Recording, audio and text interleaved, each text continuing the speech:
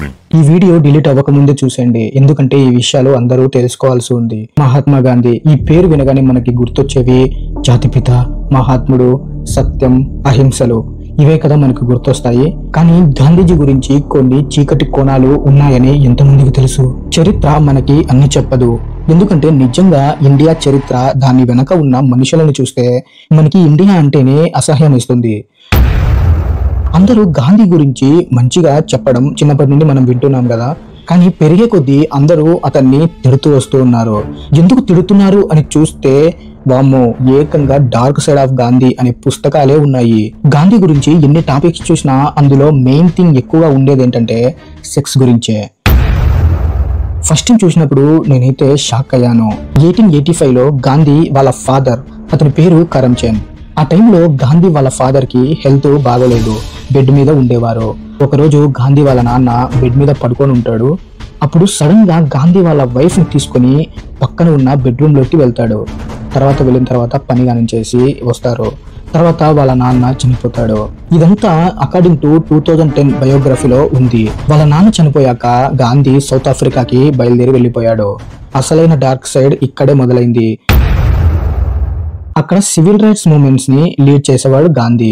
ఇంకొక విషయం ఏంటంటే 1939, 1940 మధ్యలో కనీసం 2 సార్లైనా గాంధీ హిట్లర్ కి లెటర్ రాసేవాడంట. అది కూడా డియర్ ఫ్రెండ్ అని మెన్షన్ చేసి మరీ రాసేవాడంట. హిట్లర్ ఎంత దారుణమైన వాడో మనందరికీ తెలిసిన విషయమే, కానీ అతను డియర్ ఫ్రెండ్ అని లెటర్లు మెన్షన్ చేసి మరీ పంపించడం అంటే అందరికీ షాకింగ్ గా అనిపిస్తుంది. మీలో ఎవరికన్నా ముసోలిని తెలుసా? అతను ఒక దారుణమైన డిక్టేటర్. 2011లో రోమన్ హయాస్ అనే వ్యక్తి ఒక బుక్ అయితే రాశాడు. 1931లో గాంధీ ముసోలిని కలిశాక అతడు one of the greatest leader అని పొగిడాడంట. ఇంకా చాలా వరకు పొగుడుతూ కొన్ని పారాగ్రాఫ్స్ గా రాసి పంపించేవాడంట. మరి ఎగ్జాక్ట్ రీజన్ ఏంటో తెలియదు, అలాంటి పర్సన్ ని గాంధీ పొగడడం అందరికీ షాకింగ్ గా అనిపించింది.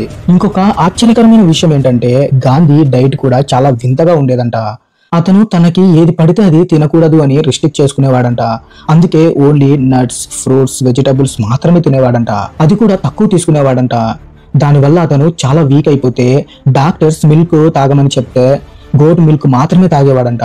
తను ఎక్కడికి వెళ్ళినా ఒక గోటు ఉండేది, ఎందుకంటే డైరెక్ట్ తీసిచ్చిన మిల్క్ మాత్రమే తాగేవాడంట. గాంధీ అడల్ట్ ఏజ్ లో ఉన్నప్పుడు తన చుట్టూ చాలా మంది అమ్మాయిల్ని పెట్టుకునేవాడంట. అలా ఆ రిలేషన్స్ ఎక్కడికో తీసుకెళ్లాలని చెప్తూ ఉంటాడంట. మొదట్లో ఏదో ఒక పనికి పెట్టేవారంట అమ్మాయిల్ని. తర్వాత వాళ్ళతో కావలసిన నీడ్స్ చేపించుకునేవాడంట. నీడ్స్ అంటే వాళ్ళతో కలిసి స్నానం చేయడం, మసాజ్ చేపించుకోవడం లాంటివి. ఇలాంటి పనులు చాలా చేశాడంట గాంధీ.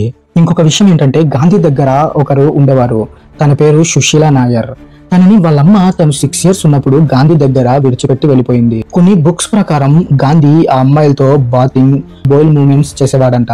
ఆ అమ్మాయిల్ని తను న్యూడ్ గా ఉన్నప్పుడు మసాజ్ చేయమని చెప్పేవాడంట. యంగ్ గర్ల్స్ ని న్యూడ్ గా తన పక్కన పడుకోబెట్టుకునేవారంట. ఈ మ్యాటర్ కూడా ఏ వెబ్సైట్ లో చూసినా మీకు దొరుకుతుంది. ఇది ఎందుకు ఇంత వైరల్ అయిందంటే తన ఆశ్రమంలో హస్బెండ్ అండ్ వైఫ్ కూడా దగ్గర పడుకునేవారు కాదంట. గాంధీ దాన్ని రిస్ట్రిక్ట్ చేశాడంట. తను చనిపోయిన ముందు ఇయర్ అంటే గాంధీకి 77 సంవత్సరాలు ఉన్నప్పుడు సుశీలా నాయర్ కి 33 సంవత్సరాలు ఉంటాయి. ఆ సుశీలా నాయర్ గాంధీ కోసం యంగర్ ఉమెన్ ని తేవడానికి వెళ్లి గాంధీ గ్రాండ్ నిసి అయిన మనుని తీసుకొస్తుంది.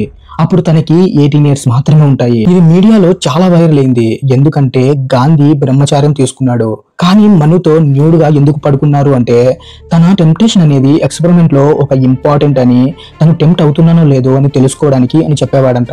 గాంధీ తను చనిపోయాక తన స్లీప్ ఎక్స్పెరిమెంట్ గురించి అందరికీ చెప్పమన్నాడంట. కానీ మనుని చెప్పనివ్వకుండా గాంధీ అసోసియేట్స్ ఇంకా వాళ్ళ కొడుకు మనుని ఆపేశారు. తన సెక్షువల్ కోరికలు ఆశ్రమంలో ఉన్న గర్ల్స్ తో తీర్చుకుంటున్నారనేసి చాలా మంది చెప్తూ ఉండేవారు. ఇంకా చాలా బుక్స్ లో కూడా ఇదే ఉంది. ఇంకొక బాధాకరమైన విషయం ఏంటంటే తన వైఫ్ చావుకి తనే రీజన్ అని చాలా మంది చెప్పారు. తర్వాత వాళ్ళ వైఫ్ కి నిమోనియా జబ్బు అయితే వచ్చింది. అప్పుడు తనకి ఒక రేర్ మెడిసిన్ అయితే కావాలి, కానీ గాంధీ ఆ మెడిసిన్ ని ఇవ్వద్దు, తనని దేవుడే చూసుకుంటాడు, ఆ దేవుడే నయం చేస్తాడు అని చెప్పి ఆ మెడిసిన్ ఇవ్వలేదంట. తర్వాత కొన్ని రోజులకి వాళ్ళ వైఫ్ చనిపోయింది. కానీ విచిత్రం ఏంటంటే ఆ తర్వాత గాంధీకి మలేరియా వచ్చింది. కానీ ఈసారి డాక్టర్స్ చేత మెడిసిన్ తెప్పించుకొని తన ప్రాణాన్ని కాపాడుకున్నాడు. ఇంకా గాంధీ గురించి చాలా చీకటి కోణాలు ఉన్నాయి. అప్పట్లోనే గాంధీ చేసిన డర్టీ పాలిటిక్స్ ఎవ్వరూ చేయలేదు. సర్దార్ వల్లభాయ్ పటేల్ పీఎం గా అవ్వాల్సిన అతన్ని పక్కన పెట్టి గాంధీ నెహ్రూ మాత్రమే పీఎం గా చేశాడు. అలానే భగత్ సింగ్ ఊరిని ఆపే పవర్ గాంధీకి ఉంది ఆ టైంలో, కానీ దాన్ని ఆపకుండా గాంధీ ఊరుకున్నాడంట. కొన్ని బుక్స్ ప్రకారం భగత్ సింగ్ చావుకి గాంధీనే కారణమని చెప్తూ ఉంటాయి. దేశ విభజన టైంలో చాలా మంది హిందూస్ హత్యకి గురయ్యారు. ఈ సంఘటన దేశంలో ప్రతి ఒక్కరి మనసు కదిలించేసింది. ఎందుకంటే గాంధీ మన ఇండియన్స్ కాకుండా పాకిస్తాన్ వాళ్ళకి సపోర్ట్ చేశాడు. ఇండియా పాకిస్తాన్ విడిపోయిన తర్వాత గాంధీ 55 కోట్లు పాకిస్తాన్ కి ఇవ్వాలని కోరాడు. దానికి కాంగ్రెస్ ప్రభుత్వం ఒప్పుకోలేదు. తర్వాత గాంధీ నిరాహార దీక్ష చేశాడు. అలా నిరాహార దీక్ష చేసి రావాల్సిన డబ్బులు పాకిస్తాన్ కి ఇచ్చేశాడు. ఈ విషయం గాడ్సేకి ఇంకా చాలా మంది ఇండియన్స్ కి నచ్చలేదు. అందుకే గాడ్సే ఈ విషయంలో గాంధీని చంపారని చెప్తూ ఉంటారు. 1948 జనవరి 13th ప్రేయర్ కోసం గాంధీ వెళ్తూ ఉంటాడు. ఆ టైంలో గాడ్సే గాంధీ ఎదురుగా వచ్చి నిల్చుంటాడు. అలా నిల్చొని నమస్కరిస్తూ తన చేతిలో ఉన్న బుక్ లో పెట్టిన గన్ని తీసుకుని గాంధీని కాల్చేశాడు. చనిపోయేటప్పుడు పలికిన చివరి మాట హే రామ్ అని. ఇన్సిడెంట్ తర్వాత గాడ్సే అక్కడి నుంచి వెళ్లిపోయి సరెండర్ అయ్యారు. గాంధీ జీవితం ఒక కాంతి నీడల మధ్య ప్రయాణం. ఆయన సిద్ధాంతాలు, ఆయన లోపాలు రెండు మనకి ఒకే సత్యాన్ని బోధిస్తాయి. మీరు గాంధీని ఎలా చూస్తారు? ఒక మహాత్ముడిగానా లేక మానవుడిగానా? ఈ వీడియో మీకు ఎలా అనిపించిందో కింద కామెంట్ అయితే చేయండి.